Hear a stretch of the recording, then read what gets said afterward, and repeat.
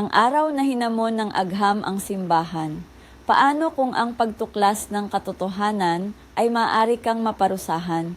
Noong 1600s, isang siyentipiko na nagngangalang Galileo Galilei ang tumingin sa kalangitan gamit ang kanyang teleskopyo at may natuklasang nakakagulat. Ang mundo ay hindi pala ang sentro ng universo.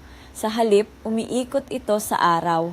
Ngayon, normal na kaalaman na ito. Pero noon, napakadelikado dahil itinuturo ng simbahan na ang mundo ang sentro ng lahat at ang pagtutol dito ay parang pagtutol na rin sa relihiyon.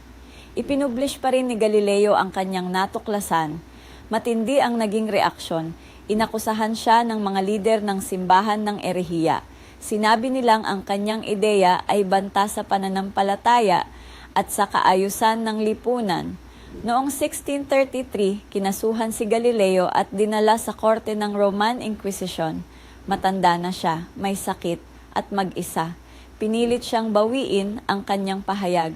Sa ilalim ng matinding presyon, napilitan siyang umatras at itanggi na umiikot ang mundo sa araw. Ayon sa alamat, matapos ang paglilitis, mahina niyang sinabi, "E pur si muove." Ito'y gumagalaw pa rin. Habang buhay siyang inilagay sa house arrest, pero narito ang nakakagulat. Paglipas ng mga siglo, napatunayang tama si Galileo. Umusad ang agham, totoong umiikot ang mundo sa araw at noong 1992, mahigit 300 na taon ang lumipas, opisyal na inamin ng simbahan na nagkamali sila. Ang taong sinubukan nilang patahimikin ay nagbago ng kasaysayan ng sangkatauhan. Minsan, kontrobersyal ang katotohanan, pero ipinapakita ng kasaysayan, laging lumalabas ang totoo.